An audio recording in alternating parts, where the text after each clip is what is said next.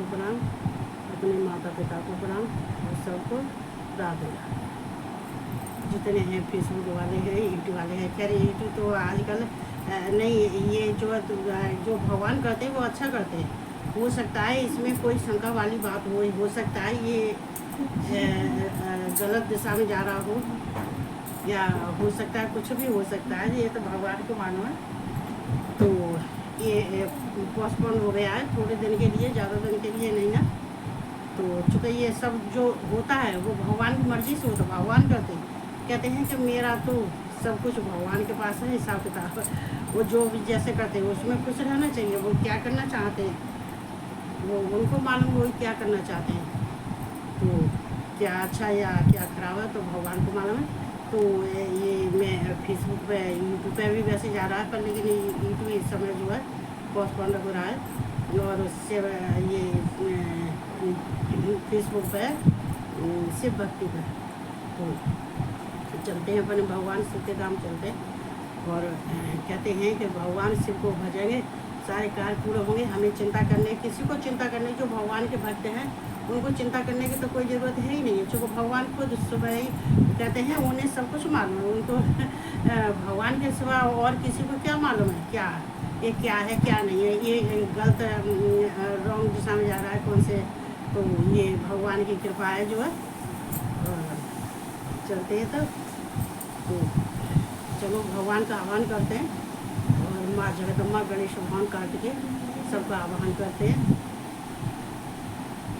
ओम कर्पूरी गौरम करुणावतारम संसारे सारम भुजगेन्द्रहारम सदा वसंतम हृदयारविन्दे भवं भवानी शतं नमामि भवं भवानी शतं नमामि भवं भवानी शतं नमामि। मैं भोलेनाथ माँ जगदम्बा पार्वती को, तो भगवान भोलेनाथ माँ पार्वती के दोनों पुत्र कार्तिक गणेश और नंदी सहित में सबका आह्वान कर रहे हैं।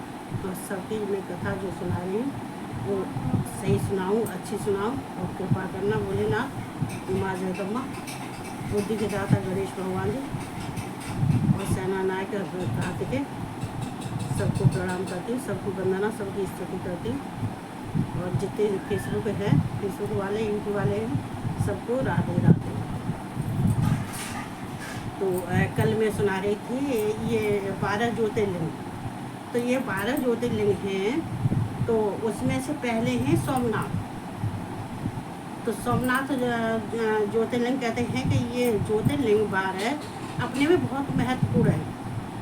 और ये जितने हैं लिंग हैं सबसे श्रेष्ठ है भगवान शिव, यानी कि भगवान शिव का साक्षात धाम है। ये 12 जगह पे भगवान शिव रहते हैं और भगवान शिव की कृपा भक्तों पे बरसती रहती है। कहते हैं जब भी जाओ तो भगवान के दर्शन करके, स्पर्श करके, तो भगवान से स्तुति और प्रार्थना करके जब हम लौटते हैं तो हमारे मन को शांति मिलती है, हमारे घर में सब सुख संपन्न मिलते हैं। क्यों? ये ज्योतिर्लिंग बहुत श्रेष्ठ ज्योतिर्लिंग है।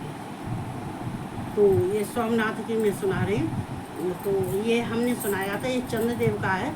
तो जब आगे कल हमने यहाँ तक सुना दिया था कि चंद्रदेव कहते हैं प्रभात में, और वहाँ पे वो भगवान शिव का शिवलिंग बना के और पूजन करने लगे थे। देखो ये ब्रह्मा से जब देवताओं ने सुना था तो सब हाहाकार मच गया था। क्योंकि कहते हैं कि ये जो ये सूर्य है, ये चंद्र है, ये नक्षत्र है, तारागण है, ये किनसे? भगवान शिव से ही है, सब भगवान शिव से ही है।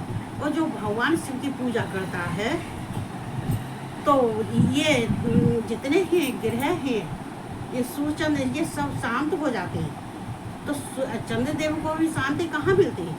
भगवान के चरणों में जाके, भगवान शिव के, चूँकि वो औषधि के देव हैं, औषधि। तो उनके पास में एक महामृत्युंजय मंत्र है, ये औषधियों का औषधि है, ये सबका राजा है ये मंत्र। कहते हैं प्राणी अगर परेशान हो, अगर किसी की मृत्यु भी निकट हो, तो अगर हम अखंड ज्योत जला के महामृत्युंजय का अगर जाप करवाते हैं तो इंसान सही हो जाता है। और अगर उसके दिन ही आ गए, समय ही आ गया उसका, तो उसको कोई परेशानी नहीं होती, कहते हैं सीधे भगवान के धाम जाता है। चूँकि ये महामृत्युंजय मंत्र एक मृत्युंजय मंत्र है, एक महामृत्युंजय मंत्र है। कहते हैं वो जहाँ से शुरू होता है वहीं से समाप्त होता है, और फिर वहीं से फिर शुरुआत होती है उसकी।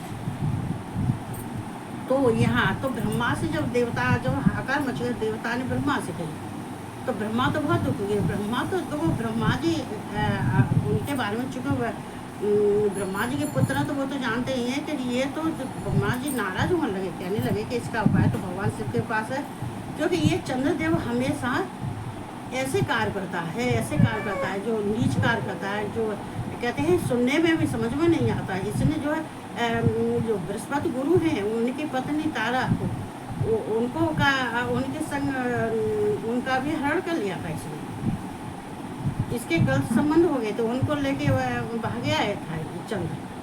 तो कहते हैं तो ब्रह्मा जी बहुत दुखी होते हैं। चंद्र कहते हैं ये चंद्र हमेशा ऐसे ही काम करता है, इसको बहुत समझाते हैं और इसके पाप कहाँ तक भूलेंगे। तो वो कभी कभी होता है, कभी कभी देवता भी कोई जगह ऐसी होती है जो देवता भी गलत कार्य कर जाते हैं, लेकिन गलत कार्य करने के बाद में तुरंत अगर सुधर जाता है कोई भी, भाई कोई इंसान सही, देवता सही चाहे इंसान सही, या अगर प्रायश्चित कर लेता है तो उसका दुख बड़ा नहीं होता है और ना ही उसको पाप में जाना पड़ता। चूँकि प्रायश्चित ये बहुत बड़ा इंसान के लिए या देवताओं के लिए ये बहुत बड़ा समाधान है ये प्रायश्चित। तो ब्रह्मा तो बहुत परेशान थे। ब्रह्मा कहने लगे ये चंद्रदेव को तो बहुत समझाया, लेकिन चंद्रदेव तो समय ये सारे उल्टे ही काम करते हैं और इस पर कभी कोई ऐसा नहीं है कि जो कोई अच्छा कार्य करे। और फिर इतने करने के बाद में, तारा का हरण करने के बाद में, और फिर ये देवताओं से युद्ध करने लगे थे और दानवों का पक्ष लेने लगे थे।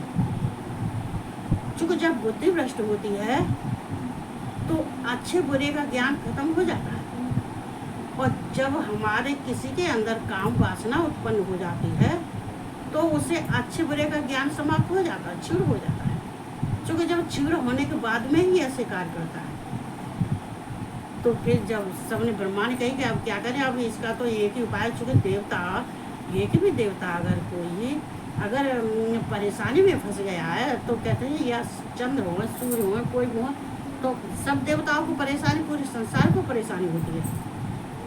तब सब देवता और ब्रह्मा गए थे और जाने के बाद में फिर चंद्रदेव से गई कि प्रवास क्षेत्र में जाके और वहाँ जाके ये चंद्रकुंड, बाद में चंद्रकुंड पड़ा, लेकिन पहले सरस्वती नदी थी, सरस्वती नदी में स्नान करके और वहीं पर शिवलिंग सरस्वती नदी के तट पर है। देखो ये हम कहते हैं है तो सरस्वती माँ बीड़ा वादनी, पर बुद्धि की और वाणी की सौम्यता ये सरस्वती में है।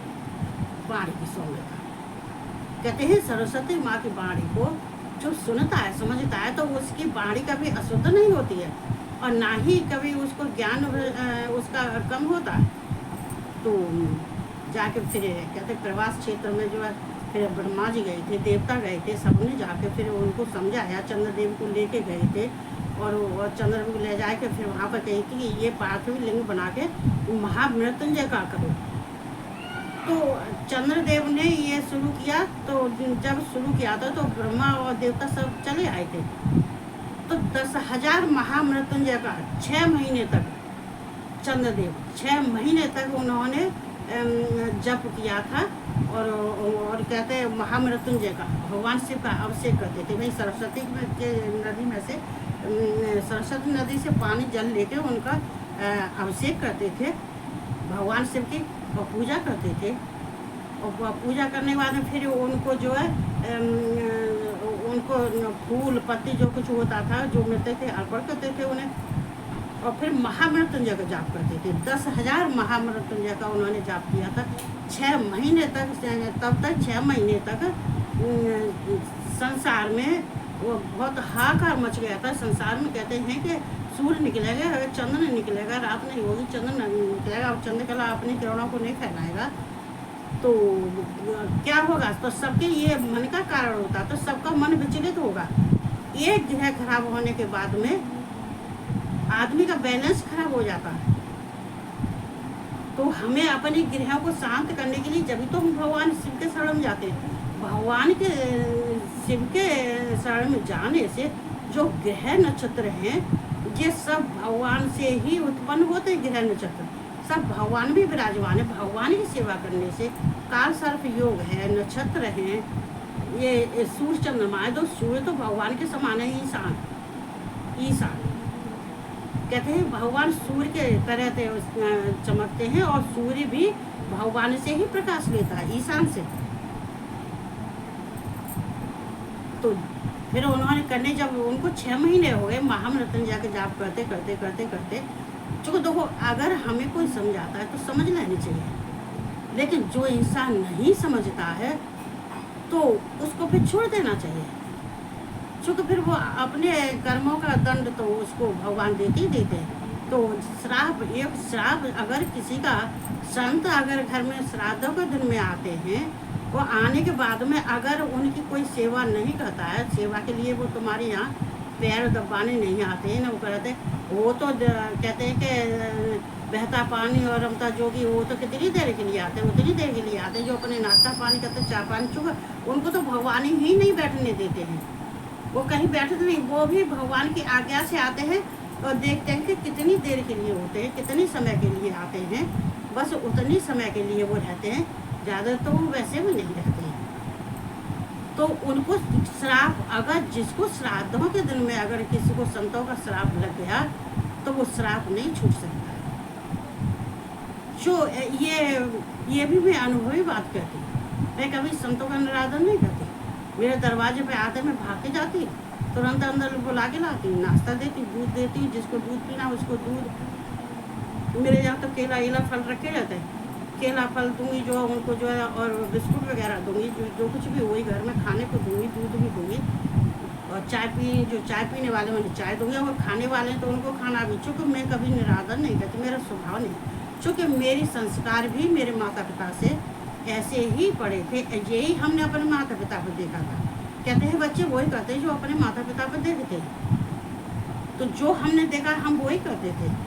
तो श्राप तो एक बहुत बड़ी चीज़ है। तो जब दक्ष का श्राप लगा तो चंद्रदेव विचलित हो गए, क्योंकि उनके कुष्ठ रोग हो गया था, 6 रोग हो गया था। फिर कहते तो फिर भगवान शिव ने जब देखा था कि देखो ये चंद्रदेव है बहुत बड़ी तपस्या कर रहे हैं, मेरा पूजन कर रहे हैं, पार्थिव शिवलिंग बना के और महामृत्युंजय का जाप कर रहे हैं, और ये परेशानी है। लेकिन देवता भी सब परेशानी थे। तो भगवान शिव पार्वती सहित आए। आने के बाद वो कहने लगे चंद्रदेव कैसे ये तपस्या तुम कर रहे हो, तो तुम्हारी तपस्या से बहुत खुश हैं, क्योंकि जो तुमने महामृत्युंजय का जाप किया है और जो पार्थिव लिंग की जो पूजा करते हैं और तुम कर रहे हो, तो इससे मैं बहुत प्रसन्न हूँ। और तुम क्या वर मांगना चाहते हो तो वो वर मांगो, मैं तुम्हें वो वर दूंगा, क्योंकि ये तुम्हारी तपस्या से मैं बहुत प्रसन्न हूँ। क्योंकि ये तो भगवान शिव क्या करते हैं, भगवान शिव एक भाव के भूखे होते हैं, और श्रद्धा और विश्वास होना चाहिए। देखो भगवान को जो विश्वास करेगा, हरे सारे काम विश्वास से करने चाहिए, बिना विश्वास के कभी नहीं करने चाहिए। तो फिर भगवान तो कहते हैं कि चंद्रदेव तो अंजलि बांध के वो तो स्तुति करने लगे, प्रणाम करने लगे, और उनकी अनेकों नामों से वंदना करने लगे, कहने लगे कि मुझसे गलती हो गई है, मुझसे बहुत बड़ी गलती हुई, और जो दक्ष ने जो मुझे श्राप दिया है, तो उस श्राप से फिर मुझे अपनी गलती का प्रायश्चित मैं करूँगा, और मुझे प्रायश्चित भी कर रहा हूँ, लेकिन आगे कोई ऐसा कुछ नहीं होगा। उन्होंने जब भगवान शिव से प्रार्थना करी थी, माँ जगदम्बा से प्रार्थना करी थी, तब भगवान शिव ने कहा कि चलो चंद्रदेव अगर तुम पूजा करते हो तो ये तुम्हारा 6 रोग हम खत्म कर देंगे, और 6 रोग तुम्हारा खत्म हो जाएगा, लेकिन फिर भी पूर्ण खत्म नहीं होगा। हाँ, हम इतना कर सकते हैं कि 15 दिन तो तुम छड़ घटते रहोगे, और 15 दिन तुम बढ़ते जाओगे, तुम क्षण बढ़ोगे और 15 दिन तुम क्षण घटोगे। तो जो कृष्ण पक्ष में तो चंद्रमा घटता है, कहते हैं कि वो कहते हैं शुरू में एकदम रोशनी से होंगे, फिर वो उसके बाद में चंद्रमा की जो रोशनी कला घटती जाएगी और 15 दिन और चंद्रदेव एकदम उनकी किरण, उनकी कलाएं एकदम निखर के आती हैं, एकदम रोशनी होती है, उसमें शीतलता भी होती है। तब 15 दिन तुम घटोगे, 15 दिन तुम बढ़ोगे। तो फिर उसके बाद में चंद्रदेव ने कहा तो ठीक है, जैसी प्रभु आपकी इच्छा, लेकिन मुझे मेरा ये 6 रोग खत्म हो जा चुके, मेरे पास नहीं कोई बैठता है न उठता है, मुझे रोगी ऐसा लगा है। भगवान का ये तो सब शुद्ध पवित्र हम अभी कर देते तुम्हें। तो भगवान शिव ने उनको बिल्कुल एकदम चंद्रदेव को बिल्कुल सही कर दिया। इतने में सब ब्रह्मा, सब देवता जब आए थे, ब्रह्मा विष्णु देवता सब आए थे, तो सबने फिर कहते हैं भगवान शिव के सबने उन्होंने प्रार्थना की थी और वो फूलों की बरसात की थी और बहुत खुश हुए देख के, बहुत धन्यवाद देने लगे। तो फिर जब भगवान शिव ने कहा था कि चंद्रदेव फिर भी बताओ और तुम्हारी क्या इच्छा है, तो सब कहने लगे कि देखो भगवान शिव देखो बहुत करुणामय, बहुत दयालु है। देखो अंधकासुर को देखो इसको अंधकासुर का देखो मैं सुनाऊंगी। अंधकासुर को देखो कितना उसने किया था, कितना उसने अपराध किए थे, और ये तो इतना किया था, शंकर भगवान से पार्वती से इतना द्वेष उसने की थी, लेकिन भगवान ने फिर भी उसको भी तारा। तो भगवान यहाँ प्रसन्न हो गए। भगवान कहने लगे कि भगवान से कहने लगे कि तुम सब देवताओं का मतलब तुम्हारी क्या इच्छा है, तुम क्या चाहते हो।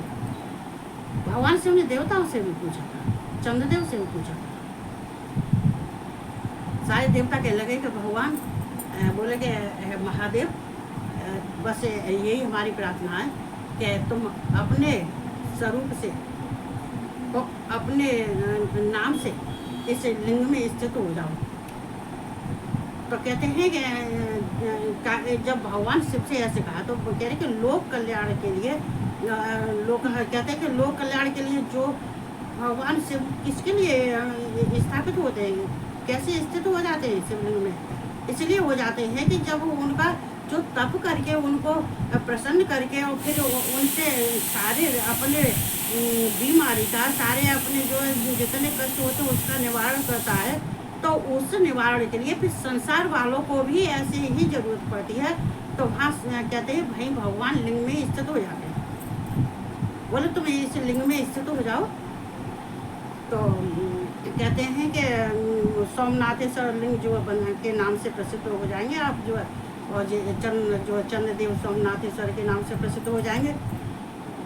तो इसी में तो भगवान शिव ने कही कि ठीक है, तुम अगर ऐसे चाहते हो जगत के कल्याण के लिए, लोक हितार्थ के लिए अगर ऐसी भावना है तो मैं यही करूँगा। तो भगवान शिव जो पार्थिव लिंग था, जो चंद्रदेव ने जिसकी पूजा करी थी, जिस पार्थिव लिंग की पूजा की थी, भगवान शिव उसी पार्थिव लिंग में स्थित हो गए और सोमेश्वर के नाम से प्रसिद्ध हो गए।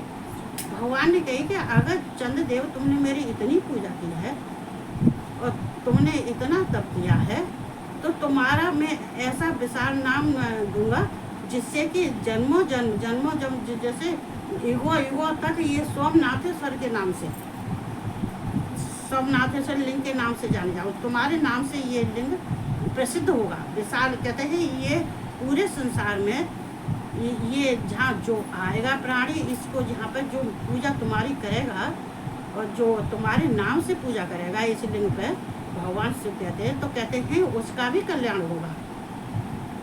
और फिर वहाँ पे ये कहते हैं चंद्रकुंड के नाम से भी कहते हैं, चंद्रभागा के तट है वहाँ पे, कहते हैं चंद्रभागा नदी, चंद्रभागा कुंड। तो वहाँ पे भी चंद्रभागा के कुंड से भगवान शिव ने स्थापित कुंड को भी स्थापित कर दिया। क्योंकि इसलिए कि भगवान सब कुछ देने वाले, सब कुछ देते हैं। देखो जिस पे अगर किसी पे किसी चीज़ की कमी है तो भगवान शिव पूर्ण करते हैं, अंत में मोक्ष देते हैं। मोक्ष के लिए तो इंसान इतने सारे कार्य करता है, लेकिन सबकी नहीं कहती हैं, सब नहीं करते, वही करते हैं जो कहते हैं ज्ञानी है, जो योगी हैं, जो तपस्वी हैं, जो विद्वान हैं, और जिनको भगवान में आस्था है, विश्वास है, तो ये कार्य वही करते, तो वो ही इसके भागी होते। कहते हैं कि धर्म अर्थ काम मोक्ष, मोक्ष के तो दाता भगवान शिव ही है, जो सृष्टि की रचयिता है और पालन करता है, संहार करता है। ये तो ईश्वरों के भी ईश्वर है। क्या कहते हैं, आदि में भी भगवान शिव थे, अंत में भी भगवान शिव है। सब कुछ नष्ट हो जाएगा, लेकिन भगवान आदि में भी तो अंत भी रहेंगे और अनंत है, अनंत तक रहेंगे। भगवान शिव का अंत नहीं हो सकता है। तो यहाँ भगवान शिव, फिर कहते हैं चंद्रदेव का तो नाम कहते हैं सोमेश्वर लिंग। तो भगवान ने सोमेश्वर लिंग उनका रखा था, चंद्रदेव का।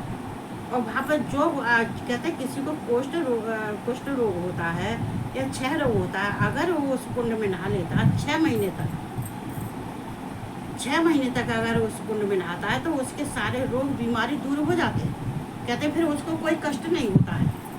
ये जो है उसकी इतनी मान्यता है। तो भगवान शिव कहते हैं, तो ये मैंने सोमेश्वर लिंग की जो है आज मैंने बता दिया है, कल आधा बताया, आज बताया। देखो, अगर हमें सब कहते हैं, हम कहते हैं अब सावन के महीने सब हरिद्वार कहीं सब जितने हैं, इतनी गंगा हैं, तो सब नहाने जाते हैं। लेकिन यही नहीं है कि भगवान शिव की हमने लोटा चढ़ा दिया, पूजा कर ली, बस छूटे ही नहीं, ऐसा नहीं होता। हम गंगा जी नहाए आए, हम गंगा जी नहाते हैं, पब्लिक सारी गंगा जी नहाने जाती है, हम भी गंगा जी नहाते हैं। अरे नहाते हैं, पब्लिक नहाती है, तुम भी नहाती है। चूँकि गंगा तो सबके पापों का उद्धार करती है। लेकिन गंगा में जब डुबकी मारी थी, तो तुम्हारा भाव कहाँ था? तुम्हारा कैसा भाव था और किस भाव से तुमने गंगा में स्नान किया था? तो देखो, एक बार ऐसे ही पार्वती भगवान शिव से बहुत प्रश्न करती है, बहुत क्वेश्चन पूछती है, बहुत प्रश्न, लेकिन भगवान शिव उनके प्रश्नों के उत्तर बहुत बढ़िया देते हैं, बहुत अच्छा प्रश्न देते हैं, तो समझाते हैं, ऐसे नहीं है। तो हमें भी समझना चाहिए। देखो, हर एक किसी को हमारे तो वैसे भी आदत नहीं है, अगर कोई कुछ कहता है तो हम बड़े ध्यान से सुनते हैं, अच्छे से सुनते हैं। क्यों सुनते हैं? कि कोई हमसे कुछ कह रहा है तो इसमें जरूर कोई कारण होगा, या नहीं तो 2 शब्द भगवान ही हमारे घर में सुनता आते हैं, 2 शब्द भगवान के बारे में बोल जाते हैं। हमारे लिए वो ही कीर्तन है। वो संकल्प लेके अगर दूध भी पी रहे हैं तो संकल्प लेके पी रहे हैं, और हमारे पितरों का नाम ले रहे हैं, तो हमारे वो पितरों को गया। आज हमारे पितर घर में खा गए, आज हमारे पितर उस घर में पी गए, और संकल्प से हमारे घर में जो संत खा के गए, तो वो संकल्प हमारे जीवन के कष्टों को दूर करेगा। हमारे पितरों को जो अधोगति में पड़े होंगे तो वो भी मुक्त होंगे। लेकिन ये समझदारी की बात होती है। कहते हैं किसी को जैसी जैसी समझ होती है वो वैसे ही कार्य करता है। तो हमारे कहते हैं संकल्प लेके जो खाता है, खाते जाते, तो समझ लो वो हमारे पितरों ने खा लिया।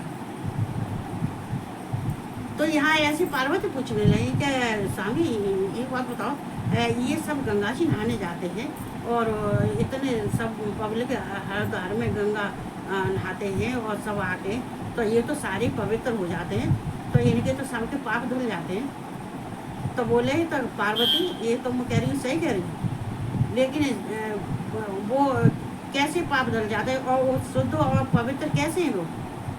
क्या नहीं, फिर तो स्वामी वो तो शुद्ध पवित्र हो जाते हैं क्या? तो भगवान से कह रहे हैं कि अच्छा पार्वती, ये भी तुम्हारा यो है, जो तुम्हारा जो मन में जो ये बात है, इसको ही हम शुद्ध पवित्र करके बताते हैं कि जो गंगा जी नहाने जाते हैं, इतने गंगा जी नहा रहे हैं, वो सारे शुद्ध पवित्र हो जाते हैं। तो मैं शुद्ध पवित्र की बात तुम्हें बताता हूँ क्या? अच्छा क्या, चलो क्या, देखो ये गड्ढा है और गड्ढा में कीचड़ है, और उस कीचड़ में मैं गिर जाऊंगा, और तुम वहाँ पर गड्ढे पर बैठी रहना, और फिर सबसे चिल्ला के कहती रहना, अरे क्या, अरे मेरे पति तो गड्ढे में गिरे, कोई निकालो, मेरे पति गड्ढे में गिर गए, कोई निकालो।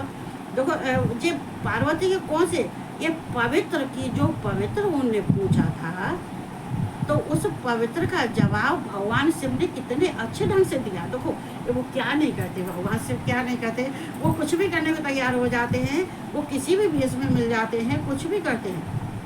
तो आदमियों को ये तो ज्ञान नहीं है, ये उनको सबको ज्ञान होना चाहिए। तभी तो कहते हैं कि सबकी बातों को सुनना चाहिए प्यार से, गंदे लोगों में नहीं रहना चाहिए, ना गंदे लोगों की, चाहे स्त्री हो चाहे पुरुष हो। तो मैं पुरुष की नहीं कहती, स्त्री इतनी गंदी पड़ी है जिसकी कोई सुमान नहीं ना, लेकिन ऐसों की बात नहीं सुनना चाहिए। लेकिन कहीं हाँ कोई ऐसी बात है कि कहीं पर जो है हमारे सुनने लायक है, जिसमें हमें मालूम पड़ता है, हमारी अंतरात्मा कहती है नहीं ये बात सुननी चाहिए जो है, तो सुननी चाहिए। तो वो खिलाने लगी, जो निकलता है उसी से कहते। सब गंगा जी नहा के जा रहे थे, सब गंगा जी नहा के जाते। गंगा के किनारे पे एक गड्ढा था गंगा जी के पास में, उसी में भगवान शिव गिर गए थे वहीं पर। तो गंगा नहा के आ रहे थे, तो सबसे खिला रही थी। तो कह रही थी कि अरे मेरे कोई आदमी को निकालो, मेरे आदमी तो गड्ढे में गिर गया, मेरे कोई आदमी को। तो सब कहने लगे कि तुम्हारे आदमी को तो कुछ तो सुन जाने लगे, कोई ध्यान ही नहीं देता। कोई कहता था कि अच्छा तो हम निकालें, कि देखो जब ही तुम निकालना जब तुम शुद्ध पवित्र हो। अगर तुम शुद्ध पवित्र नहीं हुए, तुम गंगा जी नहा के आते, गंगा जी नहा के शुद्ध पवित्र हो जाते, लेकिन तुम शुद्ध पवित्र हो तभी मेरे आदमी को निकालना। नहीं तो तुम अगर नहीं शुद्ध पवित्र तो मेरे आदमी को तुम छोड़ोगे तो तुम भस्म हो जाओगे। अब इतना सुन के आदमी सब आते और चले जाते, आते और सबसे पार्वती यही कहती थी कि मेरा जो शुद्ध पवित्र होगा वही मेरे पति को छुएगा, और जो शुद्ध पवित्र नहीं होगा वो मेरे पति को नहीं छुएगा, और छुएगा तो वो भस्म हो जाएगा। अब देखो, अब यहाँ पर ये कितनी अच्छी बात है कि देखो कहते कि आदमी कितना अपने में विश्वास नहीं है, उसको अपने में ही विश्वास नहीं है, उसमें अपने में ही श्रद्धा नहीं है, उसे न गंगा में भाव है न भगवान में भाव है कि चलो गंगा नहाने चल रहे हैं, हम भी चल रहे हैं, गंगा नहा के आ रहे हैं, डुबकी लगा रहे हैं, ऐसे आए रहे हैं जो लगे। लेकिन उसके अंदर तो यही नहीं देखा कि शुद्ध पवित्रता होती क्या है, क्या होती है। और हम गंगा नहाए तो किस भाव से, तो ये भगवान शिव को उनको पवित्रता की शुद्धता की बात बताएंगे तो कहने लगे ऐसे कह के रात हो आई शाम हो आई, लेकिन सब चले गए, किसी ने सुनाई नहीं, किसी ने सुन के सब चले गए, क्योंकि भाई सब डर गए थे कि भैया हम शुद्ध पवित्र न हुए तो हम तो भस्म हो जाएंगे। रात को सांझ की जब शाम हो गई थी, रात होने को आ गई, तो एक आदमी एक लोटा ले गंगा नहा के आ रहा, तो लोटा उसके हाथ में था, उसमें जल था।